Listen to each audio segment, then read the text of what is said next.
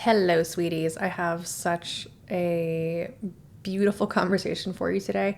I usually record the intros and then I just dive right into the episode, but this time I'm coming back to the intro after recording the episode to tell you what is in this episode because I went in some directions that I definitely planned on going in, but also some things came up for me in this episode that I think are vulnerable and tender and maybe will be very encouraging for you to hear. So if you are an artist who is ready to grow your creative business and grow your creative career and you want to do so sustainably and gently in a way that makes you so happy along the way, you're in for a treat. This episode's going to be really practical. I'm offering 7 tips, not even tips, 7 gentle, beautiful, juicy, generous things that creativity has taught me throughout my creative career, which has been relatively long. I've been selling my work since I was a teenager, and I am no longer a teenager. So tune in. I think this is really, really encouraging. I left feeling so incredibly warm and gooey and thankful for creativity and thankful for the ability to craft a life and a business and a livelihood around my creative work. And if that resonates with you, then you're in the right place. Okay, let's just dive into the episode. And thank you for being here.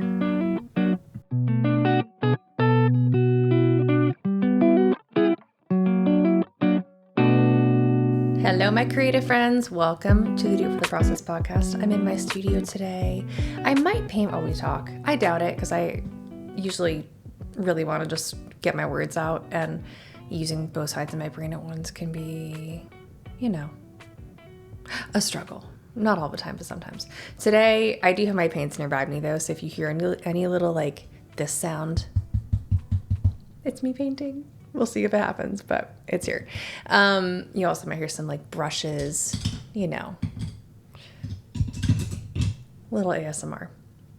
Okay, let's get into it. Today, I was driving in my car relatively early in the morning for a non-morning person like me, at around 7:20, bringing my kid to school. And I just had this overwhelming desire to share some really, really sweet lessons learned over the course of my creative career with you in this space. And I think this is going to be a conversation that translates to people that are not artists, people that are all kinds of humans. I think we're all creative. I think we all are well springs of beauty, and we have the ability to make beauty, and we have the ability to translate what we see into all kinds of mediums, whether it's cookies or poems or music or landscaping or throwing the best dinner party or inviting your friends to go on a walk and having a beautiful conversation. That's all creativity coming out of us in different forms. My form happens to be painting, amongst a lot of other things that my creativity also spills into. And I think it's worth noting that those are all creative acts. And that's so beautiful. Planning a retreat is as creative as sitting down and painting a landscape from my most recent travel, is as creative as folding the laundry in a way that makes sense. That's a skill, one that I don't think I have, but that's okay. As we'll talk about today, you don't have to be good at everything, okay? But welcome. This is the Do It for the Process podcast. I'm Emily Jeffords. I've been an artist for my entire life. I began selling my work when I was a child. Not making a lot of money, but selling my work as a child.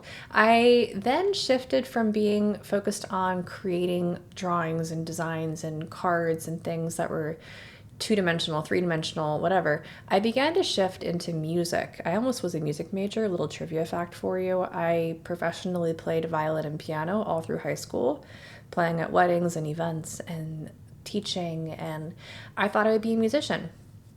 But when it came to performing, I hated it.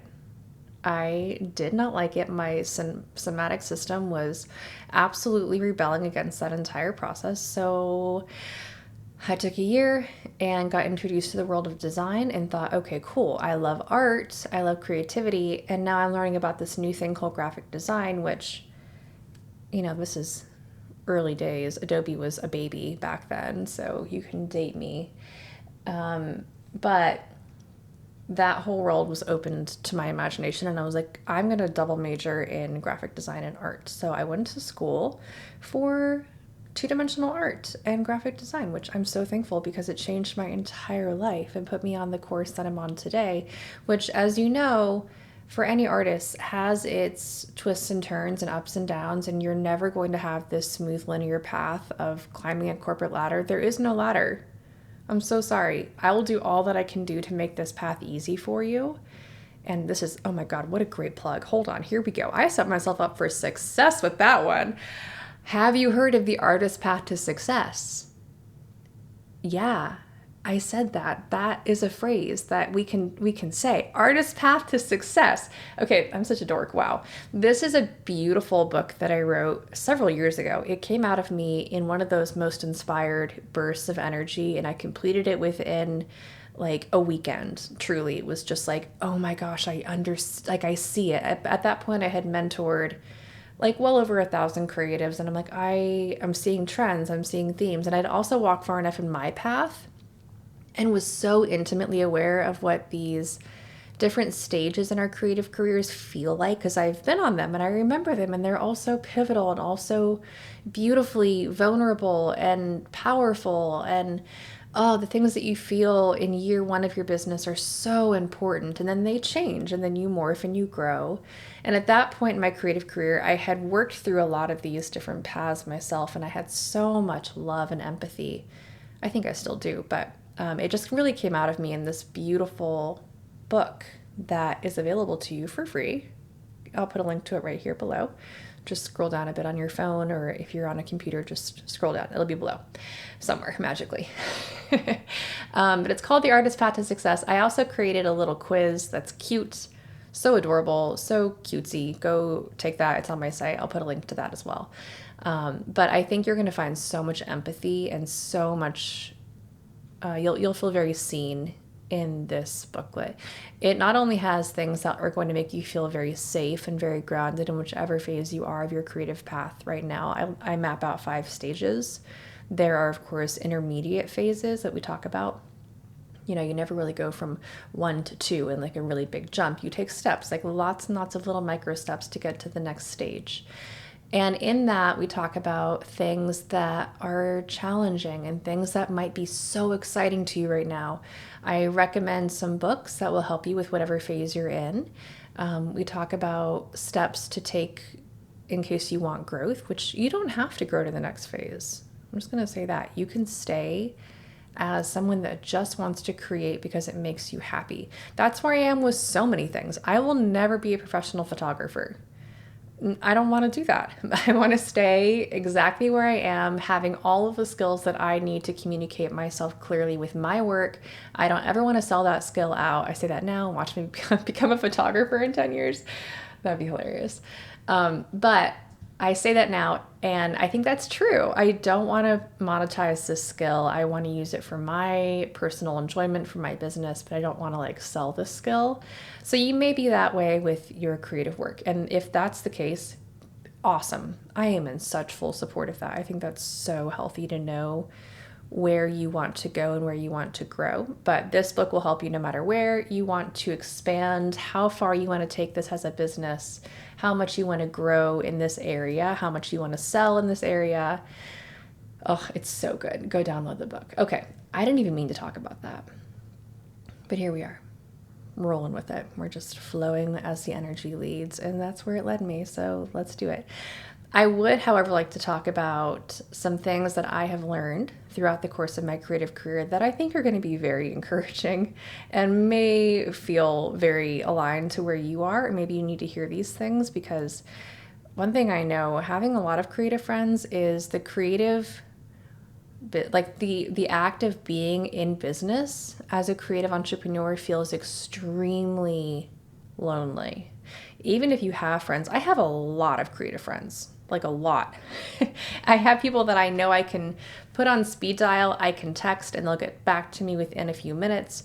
I have people that I can send voice messages to and be like, hi, I'm experiencing this. What do you think? And they'll get back to me, and we'll share our communal knowledge and camaraderie. And that's so beautiful. The collective, which by the way, is open right now for enrollment.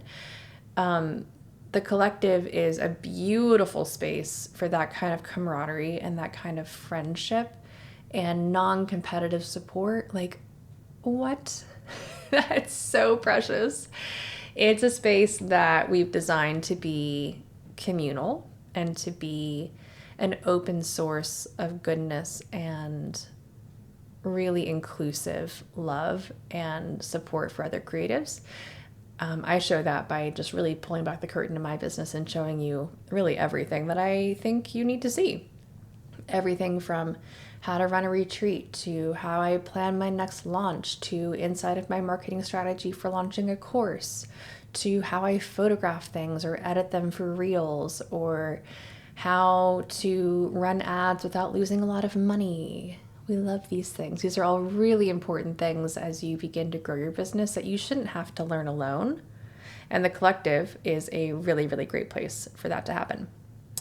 And as I said, doors are currently open to the collective. It's $39 a month also. You can join for 1 month, $39. Go binge watch literally all of it. There's like 140 something lessons and trainings and expert interviews in there. There's like, you probably can't watch it all in 1 month, but you can just join for 1 month and take all that you need and decide whether or not you want to continue growing and sustaining your business alongside all of us. I think that you will. Most people are like extremely happy and stay with us for months and months and months, which I am so pleased to get to nurture this community and to get to watch all of us sustainably grow our businesses through, again, the ups and downs, the twists and turns, the months with low sales and the months with too many sales where you're like, what do I do now? How do I keep up?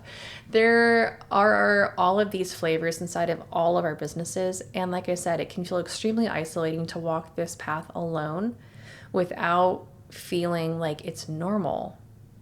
One of the most disconcerting things in any of our lives in any area is feeling like what we're experiencing is an isolated event and no one else is feeling this way. I promise you, you're not alone. Come into our Facebook group and just ask your question. You can be as vulnerable as you'd like to be. This place is so safe. It is such a safe, sacred space where no one is going to be like, oh my gosh, how could you be dealing with that? That's so strange. I'm not feeling that at all.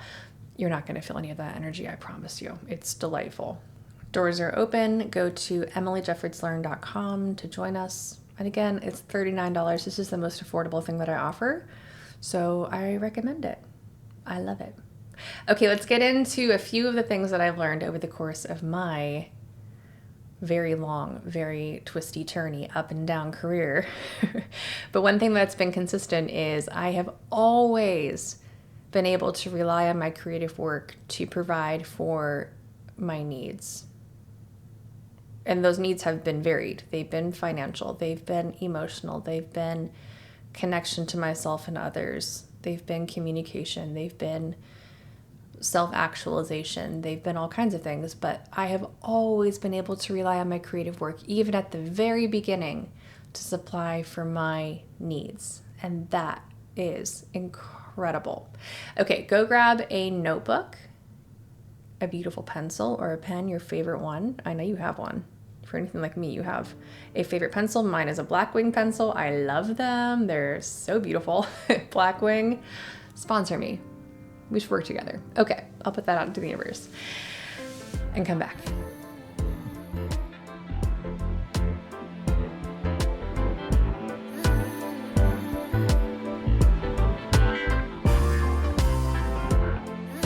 Okay, number one, go with me on a little adventure with this one, okay? It might feel a little abstract. Your creative work may show up first as curiosity, and I think it's incredibly important to follow your curiosity because of that. What I mean by that is sometimes as a creative, the first step in creating work that defines your creative career, no big deal, no big deal, is noticing when something kind of piques your interest. And it might be something that feels kind of out of left field, or you feel this really deep inner brain calling or inner heart calling towards some aesthetic or subject matter or creative medium or thing. For example, I am certain that my second act after I move past what I'm doing now, I'm thinking in like 10 or 15 years, is going to be ceramics. I just have this knowing. Like, I don't really have experience with ceramics. I think like I understand it. I've watched a lot of ceramicists. I've taken classes. It's not a foreign thing, but I am not at all an expert. But I already have this little twinge where I'm like, that's going to be a thing that I do. I know it. I can almost envision it. I can almost see it. Like I can almost see my ceramic studio and everything. I'm like, I know. It's not right now. And I know that, and I'm okay with that. I don't have space for it. I don't have the capacity to give it what it deserves. But there's this little curiosity thing inside of me that I'm like, someday. And I think I want to go back to school for it. I think I want to take at least a proper course in ceramics to really understand the medium really beautifully. Art school sounds like a dream to me. Can we please normalize adults going back to school, like formal education? Yes? Perfect. Let's do it. Let's do it together. But where do you find in your mind a little bit of that creative exploration? Where do you find a little bit of that curiosity? If you do feel that curiosity, I would recommend that you begin to invest in studying and learning, absorbing different media that will support what you're doing, that you're interested in. Take classes, join memberships, join the collective. There's a ton of resources for you in there. If you're like, wait, I really want to grow in this. I have a curiosity about this. I want to try this. I want to begin, not even like a new creative medium, but you want to begin working on something. Like, for example, maybe you want to work on your photography so that you can support your studio better, or you want to create better reels, or you want to begin to write a book. Like, you have these things that are in you and they're there for a reason. They're calling to you for a reason. So begin to invest in those bits of curiosity, even if right now they seem silly. As adults, we don't let ourselves be silly very often at all. And that is truly silly. That's the silliest thing of all. I think it often feels like the things that are exciting or curious to us, they quickly have to be something that aligns with our ego. And that's not true. We don't have to make money from this thing right away. We don't have to be an expert in this thing right away. We don't have to be good at this thing right away. Some things can just be because it's fun. But what I bet will happen, because it's fun for you and you're curious about it, you have some pleasure tipping into that area, that you're going to do it really well. And even if you don't end up making this a part of your creative journey, and maybe it's just a little momentary little side thing that you try out, that is a stepping stone in becoming the artist that you are meant to be. And what I bet will happen is it will become something really big and beautiful in your creative career, or in your journey of self-actualization or self-discovery. Follow your creativity, follow your curiosity. I think it's incredibly important. Okay, number 2, the thing that makes you good at creating your art is also the thing that makes you good at running a business. Yes, you heard me right. They do not tell you in art school. Let me tell you that. Really, they don't tell you a lot about running a business at all in art school. But the thing that makes you good at creating your art is also the thing that makes you good at running a business. The thing that makes you good at creating your art is problem solving. It is being able to show up in the messy middle and see it through. Being able to see from point A to point B, even when all of that middle section is a disaster and it looks terrible. I'm looking at a pile of paintings that are in front of me right now, canvases that are all in that really bad, messy middle phase. And let me tell you, if someone else were to walk in here, they would be like, Emily, I thought you were a painter. These are not good. Because right now they're not, and they're not supposed to be. They're in that messy middle phase. The things that make me good at running a business are the things that also make me a good artist. I am able to rely on my problem-solving skills. I'm able to rely on my tenacity. I'm able to rely on my ability to show up. I'm able to rely on the fact that if something isn't working, I can pivot. I am so nimble. I am so flexible. I'll try something for a few months, and if I like it, I'll keep going. And if not, I'll try something new, just like in my creative work. That's incredible. And I think that we deserve to be noted for that as creative entrepreneurs. We are so incredibly nimble. I mean, look at the artists that have been selling their work for 20, 30, 40, 50, 60 years. Look at the artists that have bodies of work that span decades. Those artists are so incredibly nimble and tenacious, and they are heroes. We love to see them. We love to watch them grow and thrive because they are the ones walking before us. And if they can do it, so can you. So can I. So, if you need me as an example, I've been running my business, like I said, for so long. 17, 18 years, a long time. I've been selling my work since I was a kid, basically.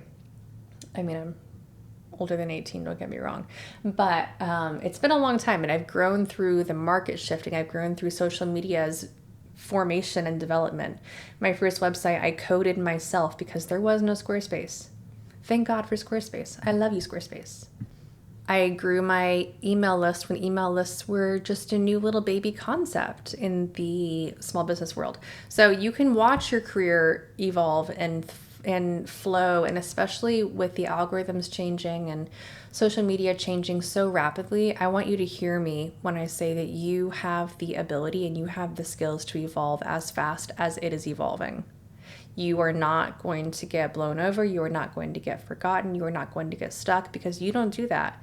When you get stuck in your studio practice, maybe you take a break. Maybe you walk away and avoid burnout that way. I recommend that highly. Burnout is not necessary. But you know that when you come back, you might have a bit of a bumpy start, as we all do. I call it, when I come back to the studio after a moment away, I feel like I have crusty gloves on. I feel like I have thick leather gloves that I have to crack off my hands and crack off my brain, really, more than anything, before I feel that freedom of free flowing expression again. That just takes time. So that may happen in your business also, but you have the ability to do that. So number 2, the thing that makes you good at your creative art is also the thing that makes you good at running a creative business. What a relief, right? I love that. Okay, let's go on to number 3, which is one of my favorite ones. It's the most reassuring of all of them, in my opinion. Well, I mean, they're all reassuring, honestly. These are just a list of giant hugs for my creative community, basically. But number 3 is, I am the most dependable person in my life. And as the one creating both my art and my business, I know that I can depend on both my art and my business, because I can depend on myself. All of it comes from me. All of it comes from inside of me. Both my creative work and how my business evolves and grows and thrives and shifts and changes, all of it comes from within me. So I know that it is dependable. I say this a lot, especially inside of the collective, because the narrative that is most often told about artists is that we are not dependable, and that having a creative career is extremely risky. And honestly, it is risky. And I think that's okay to say. I have a daughter who's considering going into a creative field as her career. And I will have to tell you that even I, as someone that runs the collective with over 1,000 thriving artists in it, and someone who has run Making It Work like 5 or 6 times, I forget how many right now, but so many times with so many artists in it, and as someone that has run a multi-million-dollar creative business, even I feel nervous. I feel nervous for her. So it's very, very natural to feel some trepidation when you step into a career that's not wildly mapped out, which is why I created the Artist Path to Success, which is why I created the collective, because there is not a map for us out in the world. And I think that's so reassuring to know that there is one, that you can follow this path, that you can grow. And now I just have to trust that my little baby can depend on herself. Oh, I want to cry. Oh my God. I just had that realization right now. That's what it is. I have to trust that she can depend on herself. So my job as her mother is to get her to a place where she knows that as well, that she can depend on herself. Wow. Oh, okay, I'm feeling some feelings. If you can relate to this from either side, maybe you feel this about your own business, or you're watching someone else that you desperately want to thrive, a friend, a loved one, a child, whoever it may be, yourself. It may be yourself. Please hear me when I say that you are dependable. That person is dependable.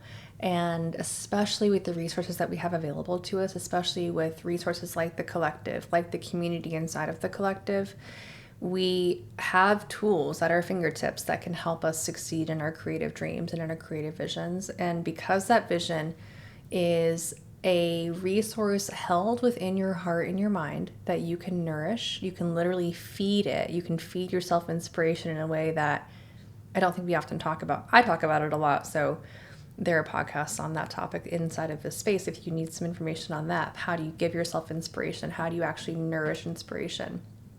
But because this thing lives in you, you can grow it as big as you want to. You can make it as vibrant and as powerful as you want to. And that's powerful. That's incredibly powerful. I know that's dependable. I know that if I'm nourishing myself in the right ways, there's no limit to what I can create, both in my creative work and in my creative business. And that applies to my sweet baby as well. So, wow, I really needed that. That was so sweet. Thank you for listening to me process through that. Okay, number 4. This one's a little bit lighter and so reassuring. Oh my gosh, so reassuring. Are you ready? Number 4. The market for my creative work is infinitely larger than my ability to create the work. How cool is that? We often enter business thinking that there is no one to buy our work, that the art market is so small, that we have some scarcity built into this whole thing. Absolutely not. No, no, no, no. How many homes are in your city? How many people could possibly be wearing your product or displaying your creation or living with your work or investing in your knowledge or whatever you're selling? Apply it to whatever you're selling, please. The market for your work is huge. There are millions of homes with walls. I sell artwork that belongs on walls. I can only create like 20 paintings in each collection. I can maybe release 2 collections a year. That's 40 paintings a year. I can sell 40 paintings easily. That's no issue. With that kind of market, I mean, the need for beauty, the need for a home that feels like it's yours, that feels like it fits your aesthetic, that feels like it fits your vision, that welcomes you and others into it in a way that feels like, oh yes, we can all be here, we can all belong here, this is me, welcome to my home. The more we become accustomed to walking into spaces that feel beautiful, which has always been the case. I think people have always wanted their homes to be beautiful for literally all of time. But now our access to individualized style has also increased. You know, we can have homes that look like mid-century modern or boho chic or farmhouse or minimalist or maximalist or cottagecore or demure autumn, like whatever. There's so many aesthetics, which means that your home can be specific to you, which means that my buyers will find me and I will find them and it will feel like a perfect fit. And I guarantee you there are way more buyers for my art than I could possibly ever meet the demand of. Now, how do we meet them? How do they find us? That's marketing. And that's actually very easy. We'll talk about that inside of the collective, but just know that the market for your creative work is infinitely larger than your ability to even create the work. Oh, what a reassuring idea. Okay, number 5. This one is cute, and I think I needed to hear this, especially early in my career when it was very nerve-wracking. And 5 and 6 go together now that I'm looking at it. 5 and 6 are a little bit, they work in tandem. But number 5 is people want to see my work in their homes every single day. And I wrote down in my notes, what a shocker, I know, LOL, because it does feel like something in the marketing part of my brain feels nervous that no one wants to see my work and they're just going to walk by it and not care about it, and I'll be so sad, just like if they didn't look at my cute baby and say that she's cute. But guess what? People want to see my art in their home, on their walls, every single day. And the beautiful thing about having a creative career that has longevity is your collectors will come back to you a couple of years after they buy the painting or the piece or whatever they're buying from you. They'll come back to me after buying my paintings and they'll be like, I bought a painting from you in 2015. I look at it every single day at my front door and it makes me so happy. I'm like, baby, that was 9 years ago. You're still looking at that painting being happy? But yeah, of course. I mean, the paintings that I have in my home, I never get tired of looking at them. They make me so happy. They make me feel like my home is mine and I chose these pieces, and they mark a season in my life and they mark a season in my aesthetic development of being like, I like this art. I like this artist. I'm going to invest in this original painting. Like, come on, that's so cool and so beautiful. So guess what? Your collectors like looking at your art in their homes every single day. Number 6, like I said, it kind of goes in tandem. Number 6 is talking about my work to others does feel scary and does make my little introvert heart want to crawl into a tiny hole and never come out. But also, it is extremely fulfilling and it's extremely fun and it's extremely rewarding. So yes, I do feel nervous. I am an introvert and marketing is hard, even for me. And like I said, I've been doing this for so long and I've sold so much artwork. We have like 13,000 individual orders that have come out of the new version of my website. That's a lot of artwork that's gone out into the world, a lot of pieces of me that have just been shipped into the world. And I'm like, bye, I love you.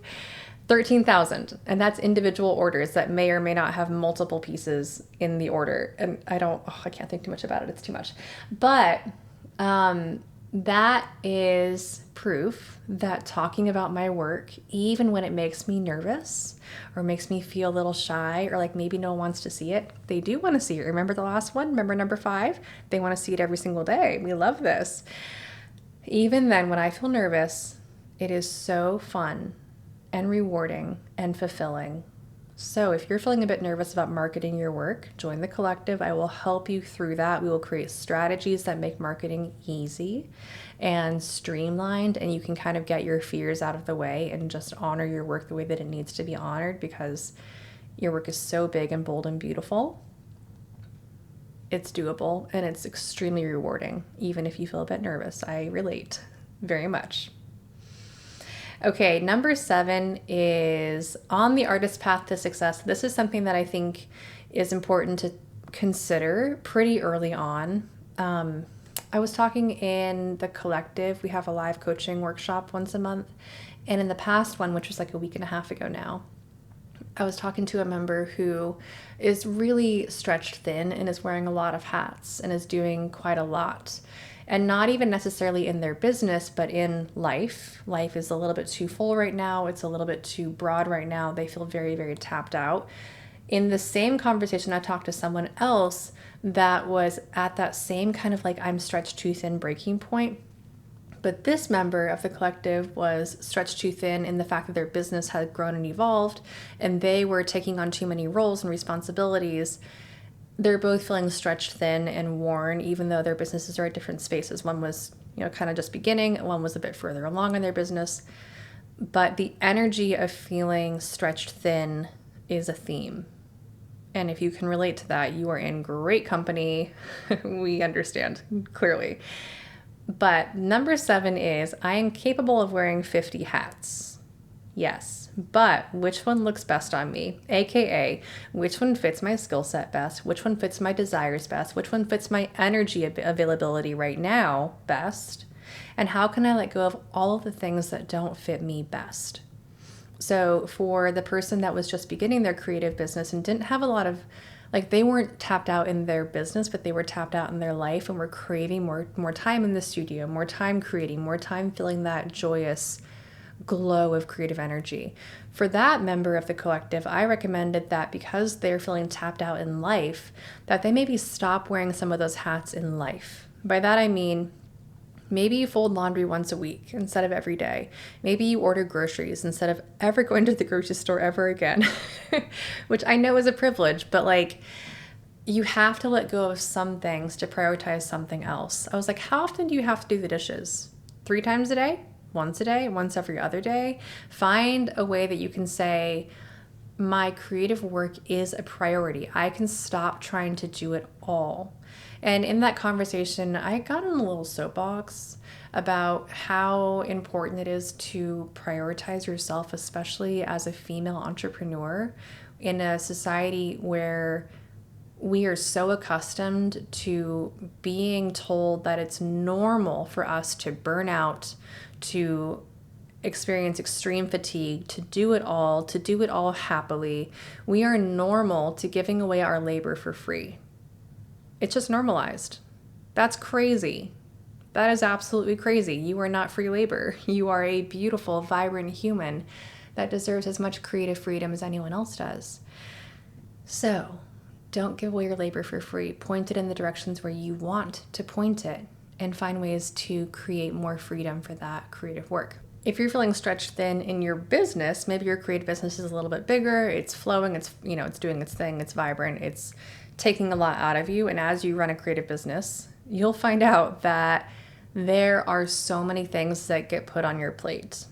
So many things that are not creative work. Let me tell you. In the Artist Path to Success, I outline this really clearly because it's kind of shocking when you grow your business and you're like, wait, now I have to do bookkeeping and marketing and video editing and studio organization and payroll. And there's just, the list is so long and it is not your creative work. So what I recommend doing at this phase is to make a list of every single role that you have in your business. Also, this is helpful when you begin pricing your work because if you know your roles, you know what you're actually charging for. You're not charging just to be a painter. You're charging to be all of these things too. It's a lot. Customer service, shipping liaison, packaging manager. There are so many things that fall under the umbrella of selling your work that we don't often talk about or like categorize. So categorize all of them, mark all of them, list all of them. You can do this for both your business and for your personal life. And now I want you to say, this one makes me happiest. Mark all of those things. And this one is the most profitable. Mark all of those things. So you can mark, more than one thing. So for my business, the things that make me happiest, live coaching. I am loving live coaching inside of the collective. It is so gratifying to me. Tiring, exhausting. I walk away from those meetings and lay on the floor. I'm so tired after them. I give it my all, but they make me so happy. Painting originals, extremely profitable, extremely full of joy. That one will never leave my plate. I love it. It makes me so happy. Prints. I don't love making prints. To be honest with you, I outsourced that one ASAP. I have had a print manager for years because I do not like standing by the printer, clicking all the buttons. I always mess them up. I always do something wrong and it doesn't make me happy. However, it's still extremely profitable. So I keep it in my business even though I've outsourced that task. When you get to the list of things that are this is still worth doing, this is profitable, or the things that you maybe have to do like bookkeeping or accounting or paying your taxes or cleaning your studio, things like that, things you have to do, right? Make your list of things that are profitable. Keep those in your business. Unless you despise them, then get rid of them, please. Your intuition is always right. But find ways that you can alleviate your load a little bit. And you can do this by diminishing the weight of those tasks. For example, editing a reel for Instagram should take you 15 minutes. It should be so fast. It can take you 15 hours. Trust me, I've tried both. And there's not a lot of reward for the 15-hour one, although they are very beautiful. But 15 minutes, maybe an hour, maybe you can hire someone that is an expert at this and they can spend the 2 hours to create your content for you. We love to do that. But if it does fall on your plate and you're like, I have 5 hours today to be productive and to get into my groove, figure out how you can organize your time so that you never sacrifice what matters most to you, which is probably creating your work or selling it at a market or whatever makes you happiest, right? Prioritize that thing that makes you happiest. The thing that makes you happiest, especially if it's also profitable, always belongs on your plate. Other things, try to outsource, try to diminish their weight, their energetic weight or their time weight. Try to maybe even say, oh, I don't actually need to do that anymore. I don't need to sell that anymore. I don't need to create that anymore. That doesn't make me happy. I don't like doing it. I watch so many artists do this, and it's so cool. As I said, a creative business is always full of ups and downs and twists and turns and yeses and nos. And this is one of the ways that you get to chart your own path. You can maybe say, I think in 2025, I want to offer retreats, or I want to offer workshops, or I want to begin coaching, or I want to begin selling prints, or I want to begin doing markets or fairs in person, like whatever your thing may be that you're like, I want to try that. That sounds fun to me. Try it, feel it, see how it works for you, see how it works for your energy. And if it fits, keep it. If not, you tried it and now you know you don't like it. So many artists do this where we'll try things that have that glimmer of excitement. And back to the first point, number one, creativity might show at first as curiosity. This is a great chance for that curiosity to come and be alive in your business and in your creative work. Having that curiosity for things that you may or may not want to try, I love it. I love it. I love it. I always think that as you layer in multiple revenue streams, that you should always follow curiosity. You should always follow that little glimmer of inspiration of like, ooh, that sounds fun. It's beautiful. Okay, to wrap up, let me just read these to you. Number one, your creativity might show at first as curiosity. Number two, the thing that makes you good at creating your art is also the thing that makes you good at running a business. You're good at both, I promise you. Join the collective if you need some coaching, I got you. Number three, I am the most dependable person in my life, and because I'm the one that creates both my art and my business, I know that I can depend on both. So reassuring. I love that. Number four, the market for my creative work is infinitely larger than my ability to create the work. What a relief. Number five, people want to see my work in their homes, in their lives, on their bodies. If you create things that are to be worn, they want your work with them every single day, all the time. That's so cool. The best example of this might be a tattoo artist. I adore my tattoos. I have zero regrets. I love them. Thank you to those artists for being brave enough to put a mark on my body that I will be with for the rest of my life. I'm so thankful. Okay, so if that's the case for a tattoo artist, that's the case for you in whatever your medium may be. Number six, talking about my work to others does feel scary, but it's also extremely fun and extremely rewarding.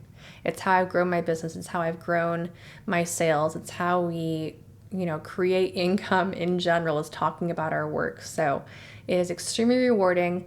The nerves are normal. Again, in the collective, I will help you work through those. We have an entire massive section on marketing and social media and email marketing and how to say what you want to say. And we have a lot. So I got you there. Number seven, I'm capable of wearing 50 different hats and doing all the things, but how can I do more of what just fits me best? Say no to so many things. Permission to say no to laundry right here on the Do It for the Process podcast. This is your permission right now.